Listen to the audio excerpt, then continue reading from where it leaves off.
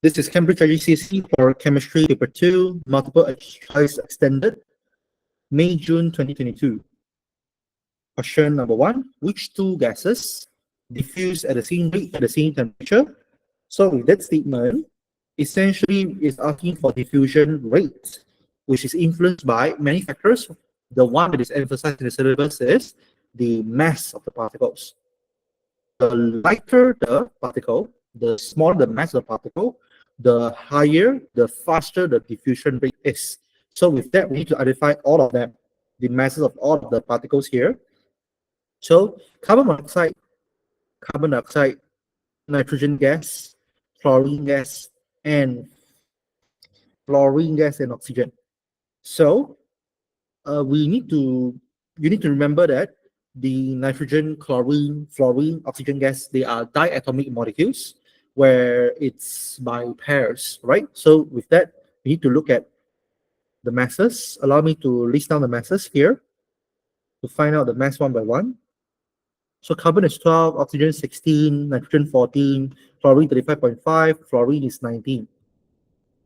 Okay, so with that, carbon monoxide is 28, carbon dioxide is 44, nitrogen is 28, chlorine gas is 71, fluorine gas is 38, oxygen is 32. I think so. Wait, I'm doing it quite fast. I need to slow down for a moment. 28, 44, 28, chlorine is 71, fluorine should be 38, oxygen should be 32. But allow me to look at the periodic table. Yes, I'm not using my periodic table. I should have opened it earlier. Give me a moment. This is done based on memory. Okay, yes. Okay, so with that, we know that carbon monoxide and nitrogen, all right, they have the same mass, which means that they will diffuse the same rate at the same temperature. Okay, next question. A student measures the time taken for 2 grams of magnesium to dissolve 50 cubic centimeters of dilute sulfuric acid. So we're dealing with the time, we're dealing with mass, we're dealing with the volume. So we need a stop clock, we need a measuring cylinder, and also we need a balance. Yeah, temperature is not an issue here for the base of the question itself. So it will be 1, 2, and 4. Right, next question. A chromatogram of a single substance is shown. Which measurements are used to find the RF value of T? Now, I like to call it this way. Chromatogram, now, I would say the results are just like a race.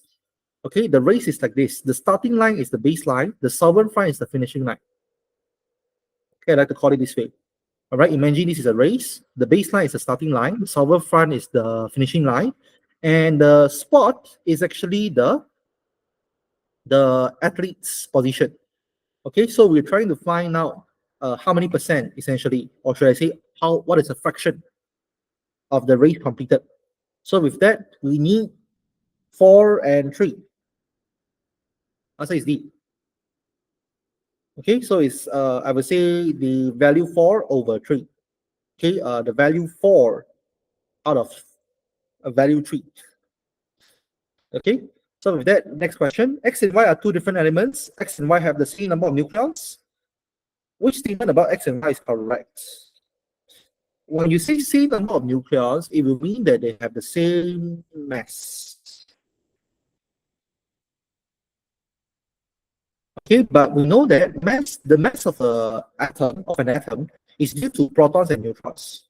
So protons and neutrons, given that the number of protons in X is different from protons of number in Y because they are different elements, we will know that the number of protons, we will know that the number of neutrons in X will not be equal to number of protons in Y. Yes, this is our conclusion here. Because they are different elements, so the number of protons of X and Y will be different. So number of neutrons of X and Y will be different. So they are in different groups. That's possible. But let's check other options. They have the same physical properties. Hard to tell. Their atoms have the same number of electrons. Hard to tell also. D, we know that that's wrong. They will have the same mass. So the most likely answer here is C. They are in different groups because they are different elements. And plus, they are having the same number of nucleons, which means that they should not be too far apart such that they are in the same group. But instead, they should be in different groups. Okay, next. The diagram shows the structure of three macromolecules P, Q, and R. What are P, Q, and R? Now, the easiest one to identify is the last one, which is it's made from these sheets.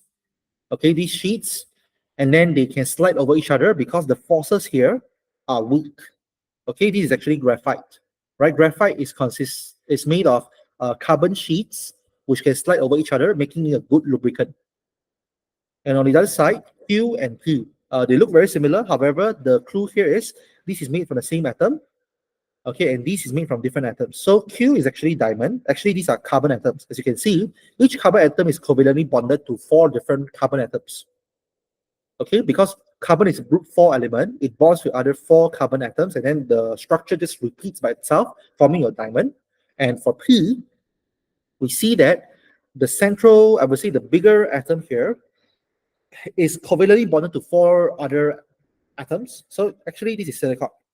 All right, it's group 4 also, so it forms 4 bonds. Whereas the smaller atom here is actually oxygen. Oxygen is group 6 element, so it can only form 2 single covalent. Sorry, let me repeat that. Oxygen is a group 6 element, so it can only form 2 single covalent bonds. So that's the structure. This is actually silicon 4 oxide, then diamond, then graphite, for P, Q, and R respectively. Okay, next question. Which dot and cross diagram shows the arrangement of outer shell electrons in a molecule of hydrogen chloride?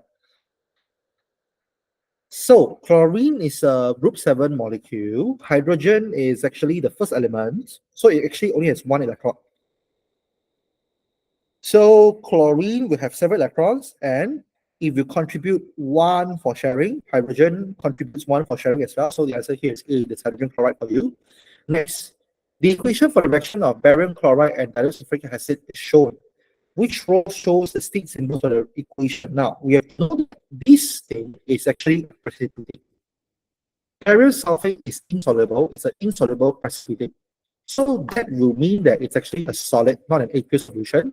And to form a precipitate, we use 2 aqueous solutions, all right, to form an insoluble precipitate. And this is a byproduct, which is an acid. It's aqueous in nature.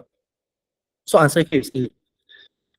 Next question. Methane and steam react in the presence of a catalyst. 0.5 mole of methane reacts completely with 0.5 mole of steam. What is the volume of carbon monoxide and hydrogen produced measured at room temperature and pressure? Well,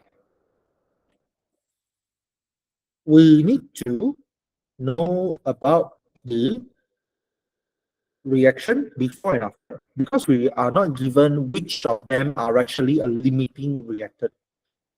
So we need to first, I think, allow me to draw a complete table instead. The way we do this is, I would say before and after. Okay, before and after will make things easier. So there are 4 substances here. Methane and water, steam, reacts to form carbon monoxide and hydrogen gas. Okay, so we use 0.5 moles of methane to react with 0.5 moles of steam. Now, this is actually, am I over-analyzing it? I think I am. Okay, I am over-analyzing it. It's a 1-to-1 ratio. Okay, regardless, let's just use the framework. So this is before the reaction. There's no carbon monoxide and hydrogen gas form. So the reaction will consume about 1-to-1 ratio. So if 0.5 moles of methane gas is used, that will also consume 0.5 moles of water, which makes them about, there's no more reactants left in the mixture. Then on the other side, because we're using 0.5 moles, ratio-wise, we will form 0.5 moles of carbon monoxide and 1.5 moles of hydrogen gas, because this is a 1-to-1-to-1-to-3 ratio, right? 1-to-1-to-1-to-3 ratio. So with that, we will form 0.5 moles of carbon monoxide and 1.5 moles of hydrogen gas, and this is in moles. This is after the reaction. and we need to convert them into volume. So converting volume from moles, we have to multiply by 24, given that these are gases, all right? Please do not use this formula for aqueous solutions. For gases, to convert from moles to volume, we multiply by 24. So we take 0.5 multiplied by 24, we get 12, and then 1.5 multiplied by 24, we get 36. All right, question A is D. Next question. A compound of element X has the formula of X2O and has a relative formula mass of 144. What is element X? With that, we will have to use our periodic table here. Given that this substance is 144, it is composed of 2 X atoms and 1 oxygen atom. Now, the mass here of 1 oxygen atom based on the periodic table is 16. So we have 2X. 2 masses of X plus 16 equals to 144. So let's do some basic algebra here. We will get 1, 2, sorry, 1 to 8. Yeah, 1 to 8, and then X is 64. So that tells us that it's actually copper. Copper has a mass of 64. Next question. The diagram shows the electrolysis of concentrated hydrochloric acid and concentrated aqueous sodium chloride using the carbon electrodes. At which electrodes is hydrogen produced? So let's check this one. Okay, first of all, we know that hydrogen is produced in electrolytic cells, right? Only in the cathode, at the cathode. Given that we're doing aqueous solutions. All right, so the cathode is actually the negative terminal for the electrolytic cell. So we should not look at electrode 1 and electrode 3 at all. Okay, the next thing to know that is that are they formed on both electrodes? So we're doing concentrated hydrochloric acid and concentrated sodium chloride. Now, in the first option, we only have hydrogen. So hydrogen will get discharged to form hydrogen gas. Okay, whereas on the other side, sodium is very reactive. It's more reactive than hydrogen. So it will not get discharged, but instead, similarly, it will be hydrogen ions that get discharged here. So we will form hydrogen gas at both terminals, sorry, at cathode and at both electrodes. So 2 and 4. Right? Next question. The diagram shows the electrolysis of aqueous copper 2 sulfate using inert electrodes. Which arrow shows the movement of electrons in the circuit? Now, the electrons are provided by the power supply from the negative terminal, and it just moves down to the cathode. Right? Negative terminal connected to the cathode. The cathode receives supplies of electrons from the power supply. Okay, next question. Which row identifies a chemical change and a physical change? A chemical change should involve the substance to get consumed completely. There will be burning ethanol. All right, the others are all physical changes. The ethanol is not disappearing. It is still there. It's just that it's converted to a different state. Burning ethanol will actually consume ethanol. And then physical change, ethanol, like liquid turn into vapor. There is evaporation for you. That is actually a physical change. Right? Ethanol is not consumed here. It is still there. Next question. Which statements explain why increasing the concentration of a reactant increases the rate of reaction? So increasing concentration will lead to more particles per volume, right? Because we know that concentration is the number of particles per volume. So the greater the concentration, it will mean that the greater number of particles per volume. So that will actually leading more collision because they have less space now. So it means that at the same movement, same rate of movement, they will collide more. And then if this does not reduce activation energy at all, that will be the role of a catalyst. And a greater proportion of colliding molecules will have required activation energy. Now, the amount of energy does not change even if we increase the concentration. All right, does not increase energy. So there are more particles per unit volume. That's what we literally just define what concentration is. So the answer here is B for 1 and 4. Okay, next question. When the colorless gas N2O4 is heated, it forms brown gas NO2. When the reaction mixture is cooled, the brown color fades and turns back to color. So we know that that is actually a reversible reaction, where one is a colorless gas, the other one is a brown gas. So this is a reversible reaction because you see that it goes from this particle to this particle, which is white to brown, and then back from brown to white. Sorry, white, colorless. Okay, now question 15. Water is added to anhydrous copper sulfate. What happens during the reaction? Now, this substance is actually white in nature. It's white crystals, and when it reacts with water, it turns into hydrated form, which is blue in color, and actually it's an exothermic reaction, so it will feel hot. So answer is B here. It turns blue, and then the solution gets hot. Next question: which arrow on the energy level diagram shows the overall energy change for an endothermic reaction? An endothermic reaction will have product greater than the reactants, and the overall energy change is reactants. How much do you need as a net to boost it to products? That's the idea of it. Okay, it's like I'm supplying energy. What's the net amount needed? Okay, what's the net amount needed? So answer is B here. Okay, next. When a hydrogen-oxygen fuel cell is in operation, a different reaction happens at each electrode. The electrons that are lost at the hydrogen electrode travel through the external circuit to the oxygen electrode, where they are gained by oxygen and water. A hydrogen-oxygen fuel cell is operated for a period of time, and 4 moles of oxygen molecules are consumed. Which mass of hydrogen is consumed?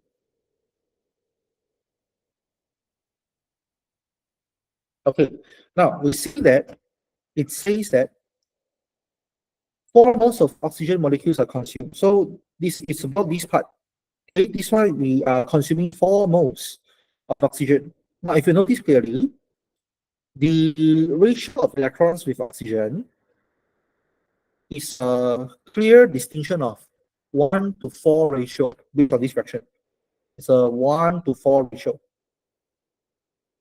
Okay, now given that we are consuming 4 moles of oxygen, so this will mean that oxygen electron is 16, and we can trace it all the way back. Now, hydrogen and electron, the ratio is 1 to 2, right? 1 to 2. So to make this to a complete ratio, we need to put hydrogen here. So this one is 2 to 4. As of it's 1 to 2, so 2 to 4.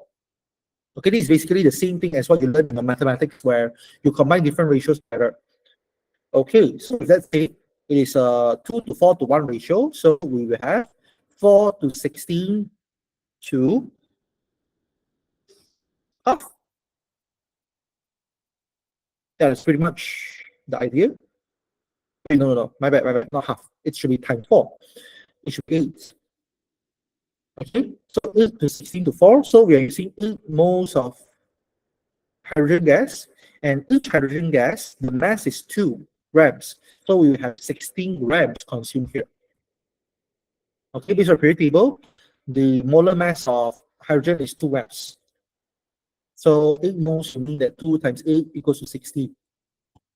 Okay, next question. The oxide of 2 elements X and Y are separately dissolved in water, and the pH for each solution are tested. Which information about X and Y are correct? Now, X is acidic, Y oxide is basic, which means that it's metal oxides. Metal oxides form basic oxides. Acidic oxides are coming from non-metal oxides. So acidic will be non-metal and basic will be metal. All right. Answer is B for number 80. Next question. An acid is neutralized by adding an excess of an insoluble solid base. A soluble salt is formed. How is the pure salt obtained from the reaction mixture? Now, imagine yourself taking an acid, okay, and then you add excess solid, right? Allow me to draw a lump of solid. Okay, you put it in. So you will have now the new solution form. Allow me to put a different color maybe. Okay, however, you will have excess unreacted solids. Okay, so your solids here, I would say they will react, but there will be remains of this solid. Okay, so if you want to get the pure salt, which is the solution, okay, the salt solution, you have to first filter it, and later you have to dry it. Basically, you have to evaporate it until the point of crystallization. You can speed this up by heating it. Okay, and finally leave it to cool and crystallize. Okay, so you have to filter, evaporate, and crystallize. Answer is D for 90. Next question. Substance J takes part in a redox reaction. In which reaction J gains electrons? Which statement is correct? Given that J gains electrons, it means that it is actually a reduction reaction, which means that J is participating as a oxidizing agent. Okay, where it gets reduced in the reaction, as is B here. Next question. Elements in group 4 of the periodic table are shown, which does not occur in group 4 and it is descended. So all of these are group 4 elements. The proton number should increase, correct? As we're going down the group, the mass and the proton number gets bigger and bigger. Elements become more metallic. In fact, from observation, yes, carbon is a non-metal, silicon is, I would say, semi-metal, and then it gets more metallic down the way. And the elements have more electrons. That's wrong in the outer shell. Sorry. The halfway, this explanation is correct. However, it says about the outer shell. This is group 4. So they all have 4 electrons in the outer shell.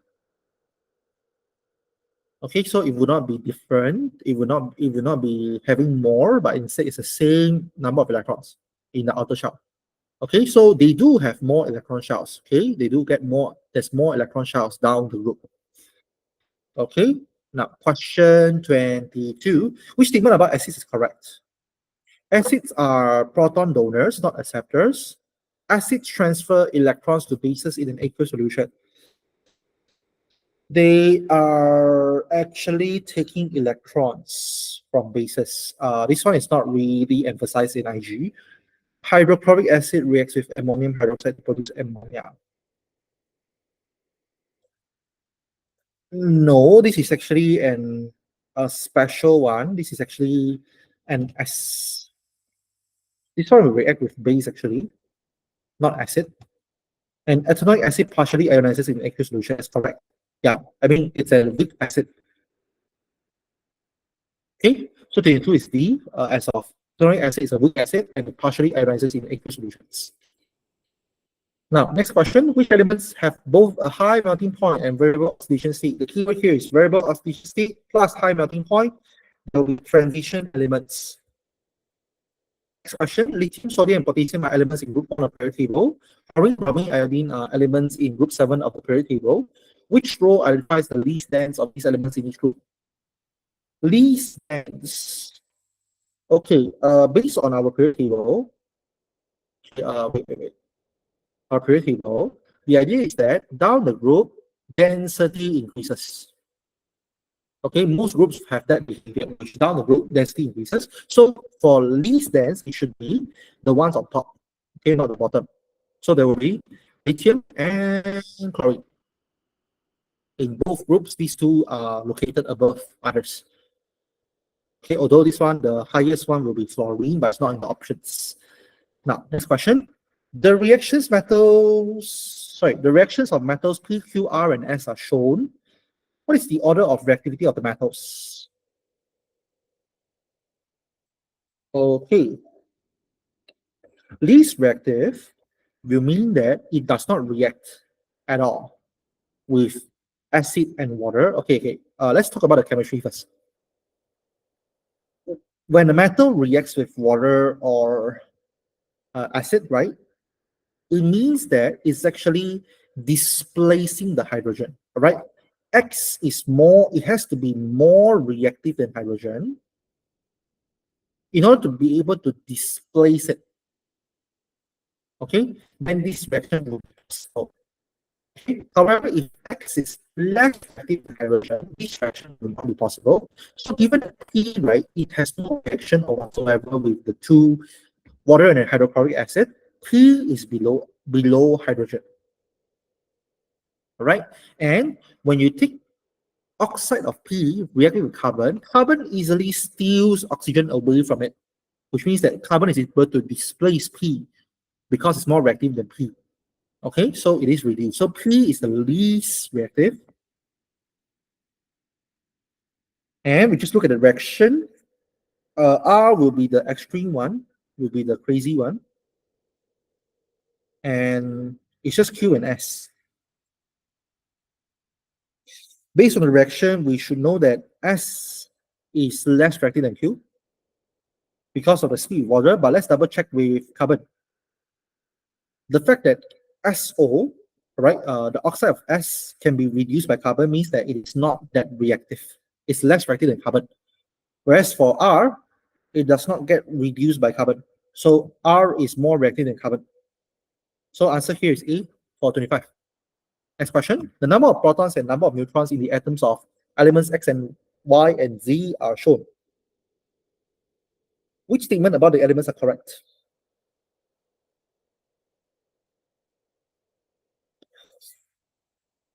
Well, first of all, this is off. This is wrong, as the same element should have the same protons, where they don't have the same protons at all.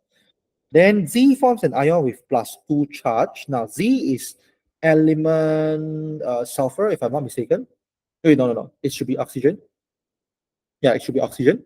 So it forms O2 minus, which is 2,8. It's wrong. It's not +2, but -2. X and Y reacts together to form an ionic compound. We can't be sure, but X, Y, Z are non-metals. That's correct. Actually, if you look at your periodic table, right, carbon, X is carbon, which is 2, 4. And then the next one is, wait, give me a moment. Nitrogen, 2, 5. Okay, so 3 of them are actually non-metals. And 6 is D. You can use your periodic table to help you in exam. Next question. Which diagram represents the arrangement of atoms in an alloy? Now, in an alloy, right, it's a mixture of usually metallic elements. Sometimes we do add non-metals inside. Now, the clue here is to make an alloy, we tend to use different elements. So they should have different size. And plus, we are dealing with solids here. So the answer here is D. As of you see, they are different elements with different sizes. Plus, they are closely packed together. They are touching each other. The particles are touching each other, which means that they are in a solid arrangement. Okay, next question. 3 metal compounds J, K, and L are heated using a Bunsen burner. Which role identifies J, K, and L? Now, L has no reaction from burning, means that L is very reactive because it does not decompose under heating. For J and K, they are moderately reactive, as of they do decompose under heating. And this one tells us that J tells us that it's actually producing oxygen gas. There's actually an indication of it is actually a nitrate, metal nitrate. Metal nitrate, when they decompose, when they're heated, they form oxygen gas. On the other side, you have lime water turning milky. There's actually an indicator that it's a carbon dioxide gas, meaning that K is actually a carbonate. J is actually a nitrate. Okay, so the possible answer here is L is potassium carbonate, because potassium carbonate is very resistant to heating. Okay, so other options are not viable because magnesium is moderately reactive. Potassium nitrate do decompose under heating. J is a carbonate. Wait, no. J is a nitrate and K is a carbonate. So answer is C.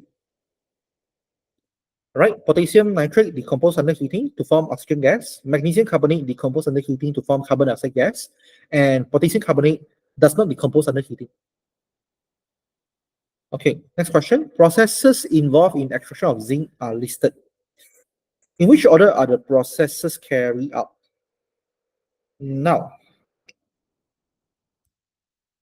it should be heating the zinc ore in air, making zinc, I would say, making zinc oxide. And this one, we can reduce it with carbon. Okay, we can reduce it with carbon. And that will form, well, carbon dioxide and zinc. Okay, or depending on the scenario, but that's the possible reaction. And carbon dioxide will basically, sorry, the zinc vapor, okay, you will need to, I would say, you need to vaporize it and then you need to condense it later to collect it. Okay, so answer is C for this scenario. Okay, next question. Which process use sacrificial production to prevent steel from rusting? So sacrificial production is taking a more reactive metal and basically protect the inner metal. So we need to, these three are basically just putting an extra layer. It's just a layer method, layer protection method. It's not really a sacrificial protection, but right? Galvanizing is a type of sacrificial protection. Next question. Fertilizers are used to provide three of the elements needed for plant growth. Which two compounds would give a fertilizer containing all three of these elements? Now, the three elements are respectively N, P, and K. All you need to do is check from the list and see which of the element has N, P, or K. Sorry, N, P, and K. So, the answer here is D. S of E is K, E is N, E is P. Okay, next question. Which processes produce carbon dioxide? Respiration produces carbon dioxide. Fermentation also produces carbon dioxide. Photosynthesis actually consumes carbon dioxide. And hydrogen does not have carbon, so it will not be able to form carbon dioxide. 1 and 3. Okay, next question. Which reaction in the contact process requires the use of catalysts? That will be the process of converting sulfur dioxide to sulfur trioxide. Okay, and the catalyst here is vanadium 5 oxide. Next question. What are the products when limestone is heated strongly? Now, these will form calcium oxide and carbon dioxide. This is used in the hematite extraction, iron extraction by using hematite. Okay, so this one is used to remove impurities in the hematite, I would say, extraction of iron using hematite in a blast furnace. Now, next question, 35. The structure of ester W is shown. Which row gives the names of ester W and the carboxylic acid and alcohol from which it is made? So this ester, you can just, first of all, take a cut it via here. So you see that this region comes from the carboxylic acid. Okay, the first region comes from the carboxylic acid. The second region comes from the alcohol. Okay, so the carboxylic acid is a 2-carbon carboxylic acid, meaning it's an ethanoic acid.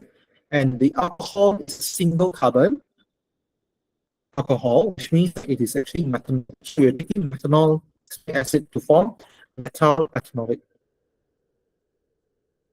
Okay, first name alcohol, second name carboxylic acid.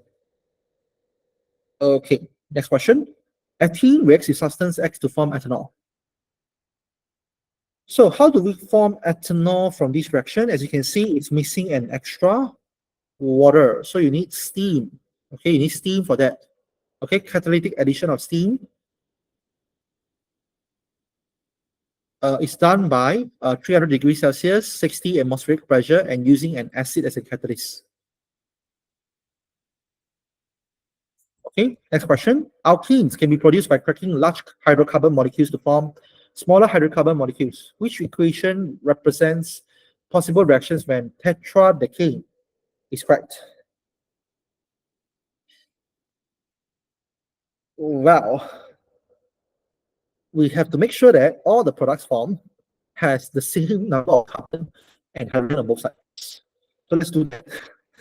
So let me see. For A,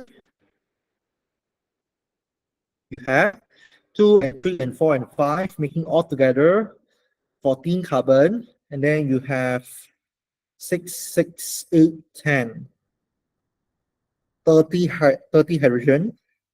Okay, that's fine. Next one, 2, 3, 4, 5 as well. Hydrogen is the same, H6, H8, H10. So this one is also correct. C14, H30, correct. The next one is C2, H6, and then C12. So C14 is fine.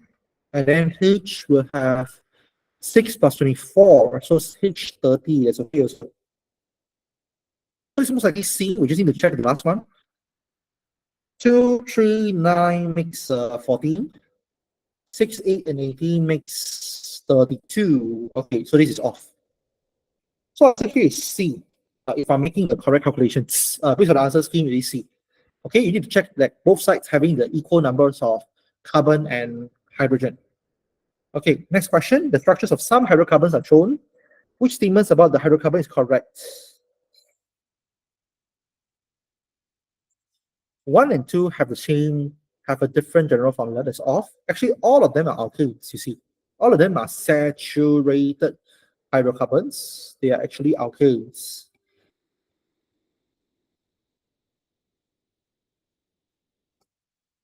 One and four are in different homologous series. No, they are actually alkanes as mentioned. 2 and 3 are structural isomers. Not really. This is what it looks like it, but not really. Because you see, it's actually a butane. It's still a butane, you see. It's just a folded, like not really folded, but just a different way to look at butane. It is still 4 carbon and it's still like continuously having the backbone. It's the same thing. It's just a slightly curved backbone here, but it's still butane.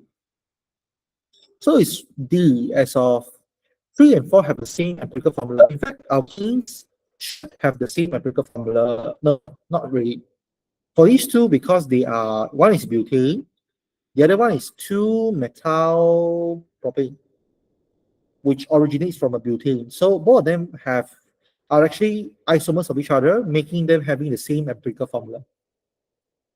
Okay, next question. Ethane reacts with chlorine in the presence of UV light. Which substances are produced in this reaction? So in this, I would say this ultraviolet substitution reaction, we will form hydrogen chloride, and actually as the time progresses, we will form 3 of them. Okay, but it's substituting hydrogen atoms one by one. Okay, this is not possible at all. Okay, so it works by taking a chlorine molecule, and the chlorine will substitute one by one. Okay, and then the hydrogen comes with the chlorine, forming hydrogen chloride gas. Okay, last question. Which polymer structure has the same linkage as terylene? Now, terylene is actually a polyester. So polyester actually has these bonds. And the only possible answer here is daily. As of the linkage, as you can see, it's a continuous pattern of, well, this thing. So you see that there's actually an ester bond there. All right, so the possible answer is B. Others are not really viable. They don't have ester bonds. This is amide bond. This is like a, I think comes from an alkene, and this one is more like taking something else, not really an ester, right? Okay, there's some understanding of the syllabus. Okay, that's all for this lecture. Thank you for watching, and I'll see you in the next one.